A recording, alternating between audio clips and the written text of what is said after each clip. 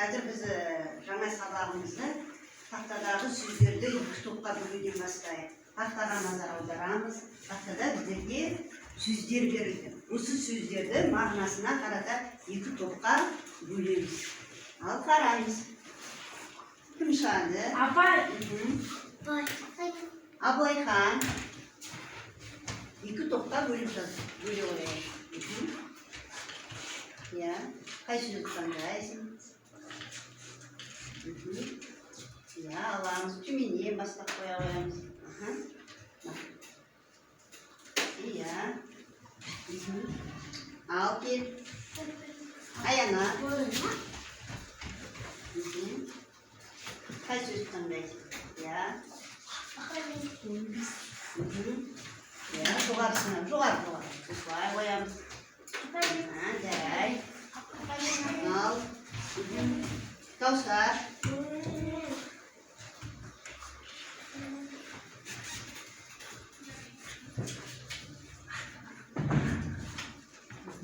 Ya, төменнен бастап қоямыз. Жақсы. Мағынасына қарап топтап жаза қоямыз. Айсезім. Дайындалып отырамыз. Сапсаңда давай. Кел. Нар қайсына керек па?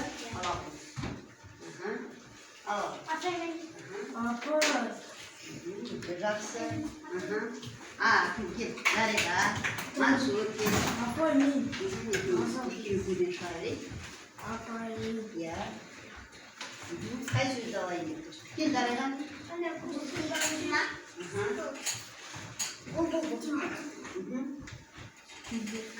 Ya, bülek sözdü.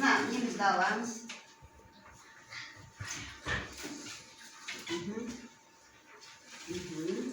Ya.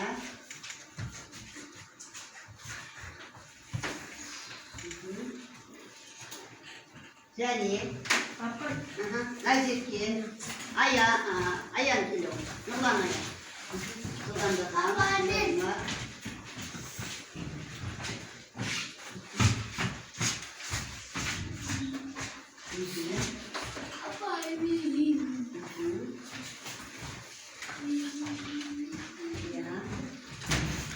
Жақсы. Және. Кел. Ақмарал. Сөз қалды. Ақмарал кел. Аяна. Кел ау. Айзере.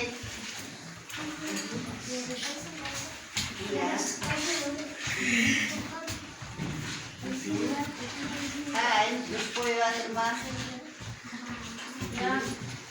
Айзере кел ау. Топқа бөліп жазып жатырмыз. Ал назар аударамыз тақтаға. Бірінші бағандағы сөздерді оқиық кәне. 25.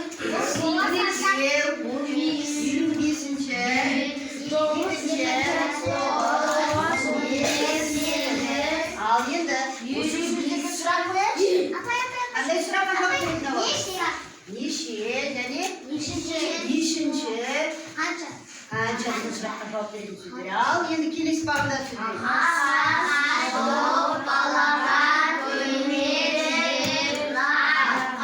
Бұлардың бәріне қай сұраққа жауап беретін? Не деген сұраққа жауап беретін сөздер. Сонымен балдар, біз сөздерді екі топқа бөліп қарастырдық. Сендер екі топқа бөлгенде қалай бөлдіңдер? Бұларға не қойып отыр? Сұрақ қойып екі топқа бөліп жаздық. Біздерге мына екінші бағандағы сөздер таныс па? Бұл сөздерге қандай сұрақтар қойдық? Кім, не деген сұраққа жауап берді? Бұларды не дедік? Зат есім. Біз зат есім деген сөздермен таныстық. Ал бірінші бағандағы сөздер санын білдіріп тұр. Демек, бүгінгі өтетін жаңа тақырыбымыз, жаңа сөздеріміз не деп аталады?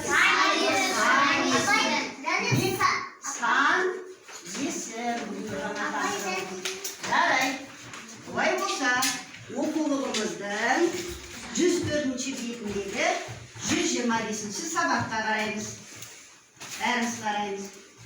22-ші жаттығу. Ал назар аударамыз жаттығуға. Бәріміз қараймыз. мәтінді мен оқимын, сендер мұқият тыңдаңыздар. Ал тыңдайық. Мәтінді түсініп оқы. Саяхатқа шығу туризм дегенді білдіреді. Нағыз туристер саяхатта жүргенде дем алып қана қоймай, сонымен қатар саяхат жасаған жерлері жайында егжей-тегжейлі білуге талпынады. Саяхатшылар табиғаттың нағыз жанашыр қорғаушылары. Олар ағаштарды бекерден бекер кеспейді, от жақпайды, жас шыбықтарды сындырмайды. Қайта табиғат жанкестерімен күрес жүргізеді. 2-3 сынып оқушылары мұғалімдермен бірге 8-10 километрден аспайтын бір күндік жорықтарға шығады. Бұл мәтін ол кім, бұл не кітабынан алынған екен. Ал енді мәтіннің төменгі жағында сұрақтар берілген. Туризм дегенді қалай түсінесің дейді. Балалар, біз туризм деген сөзді естідік пе? Естіп жүрміз, дүниетану сабақтарында, теледидардан естіп жүрміз. Ал енді туризм деген сөздің мағынасын түсініп алайық, тыңдайық. Туризм деген сөз, балалар, француз тілінен алынған. Ол саяхат, жол жүру, сапар шегу деген мағынаны береді екен. Адам өз еркіменен, өз уақытында дем алуға, көңіл көтеруге, алыс жол жүріп, сол жермен танысуы саяхат сапары болып табылады. Ал егер де біз өте қысқа уақытқа жақын жерге шықсақ, бұл серуен деп аталады екен. Ал алыс жерге, ұзақ мерзімге сапар шексек, бұл саяхаттау болып табылады екен. Демек, туризм деген сөздің мағынасы не екен? Саяхаттау екен. Ал енді бізде келесі сұраққа жауап беру үшін бір оқушы мәтінді жақсылап оқысын. Бәріміз және мұқият тыңдайық. Ақмарал оқушы сұрақтарға жауап беру үшін және бір қайтара тыңдайық мәтінді. Саяхатқа шығу туризм дегенді білдіреді. Нағыз туристер саяхатқа жүргенде демалып қана қоймайды. Сонымен қатар саяхат жасағанды жерлері жайында егжей-тегжей білуге талпынады. Саяхатшылар табиғаттың нағыз жанашыр қорғаушылары. Олар ағаштарды бекерден бекер кеспейді, от жақпайды, жас шабықтарды сындырмайды. Қайта табиғат жанкестерімен күресе жүргізеді. 2-3 сынып оқушылары мұғалімдермен бірге 8-10 километрден аспайтын бір күндік жорықтарға шығады. Өте жақсы оқыды, түсіндік па? Ал енді төмендегі сұрақтарға назар аударайық. Мен оқимын, сендер мәтіннің ішінен осы сұраққа жауап болатын сөйлемдерді табыңыздар. Бірінші сұрақ: саяхатшылар саяхатта жүргенде не істейді? Ал саяхатта жүргенде не істейді? Ал Айсезім жауап беріп бараш. Мәтіннің ішінен тауып. Нағыз туристер саяхатқа жүргенде демалып қана қоймайды. Сонымен қатар саяхат жасаған жерлері жайында егжей-тегжейлі білуге талпынады. Өте дұрыс. Дұрыс тапты ма балалар? Ал енді келесі сұрақ тыңдайық. Саяхатшылар неліктен табиғаттың жанашырлары дейді. Саяхатшыларды неліктен табиғат жанашырлары дейді. Неліктен саяхат жанашырлары? Ал туралы әзірге. Олар ағаштарды бекерден бекер кеспейді. Қорғайды. Оларға су қорғайды. Оларды зиянкестердің күрес жүргізеді. Зиянкестермен күрес жүргізеді. Жас шыбықтар не қылмайды? Сындырмайды. От жақпайды саяхатта жүрген жерлерінде. Өте дұрыс. Балалар, сендер саяхаттануды ұнатасыңдар ма? Ұнатамыз, бәріміз алыс жерге барып, таулы өлкелерді, орманды өлкелерді не қылғымыз келеді? Көргіміз келеді. Жарайды. Енді келесі сұрақ: мәтіннен қанша неше сұрақтарына жауап беретін сөздерді тап дейді. Ал мәтінді қарай. 8-10. Екінші, үшінші, ал енді осы екінші, үшінші сөзіне қай сұрақты қоямыз? Үшінші. Ал 8, 10. Неше. Ал балалар бұлар нені білдіріп тұр? Санды білдіріп тұр. Бұлай болса. Иә, бұлай болса, мына видеоға назар аударайық. Жаңа ақпаратпен танысатын боламыз.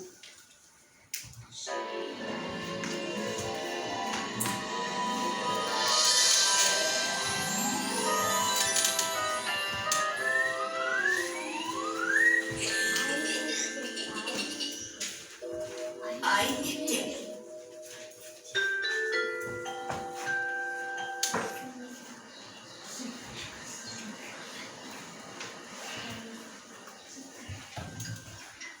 Дана, мынау сенің нөмірің.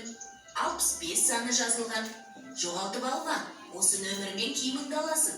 Ал мынау біздің 2 билетіміз. 7-ші қатардың 23-ші, 24-ші орындарына отырамыз. Бірге 15 минут қалыпты. Әлі уақытымыз бар. Сондықтан мен екеумізге 2 балымызда қалып келейін. Сен мені осы 1-ші қабатта күте тұр.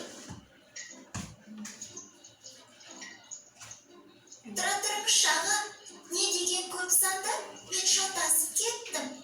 Иә, Дана, біз сандарды есеп шығаруда ғана емес, күнделікті өмірде де жиі қолданамыз.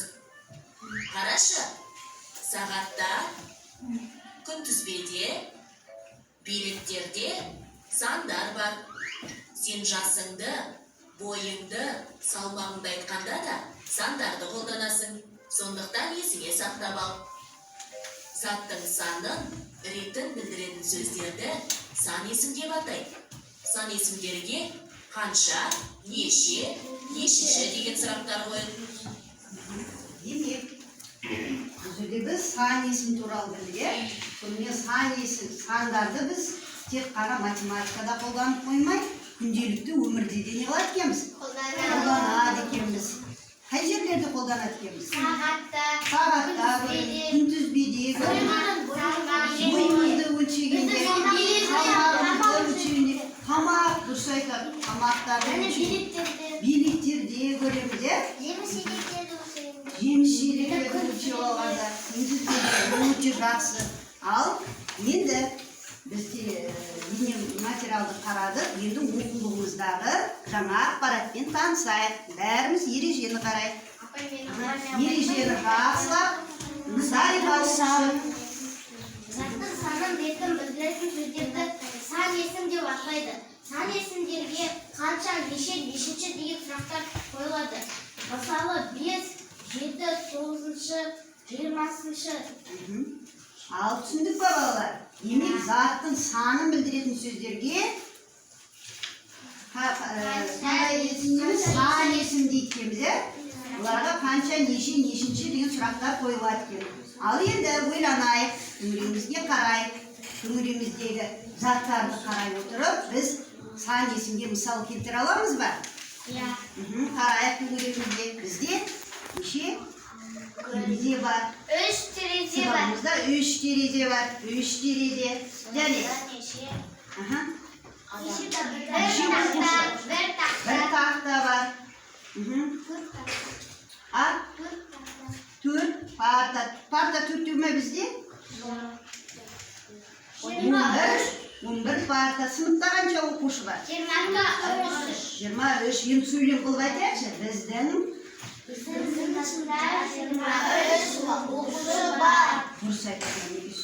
Сөйлем құрастыруда біздің сыныпта 23 оқушы бар. Және осылай қалай сөйлем құрастыруға болады? Сан есімге қатысты. Біздің сыныпта ұлдар 8. Біздің сыныптағы ұлдар 8. Біздің сыныпта қыздар 14. Біздің сыныбындағы қыздар 14. Жарайды. Және, ал біздің мектепте терезе 3. біздің сыныптың терезесі 3. Жақсы, олай болса, біздерде берілген 23-ші жаттығуға қарайық. 23-ші жаттығуға да бір оқу жоқ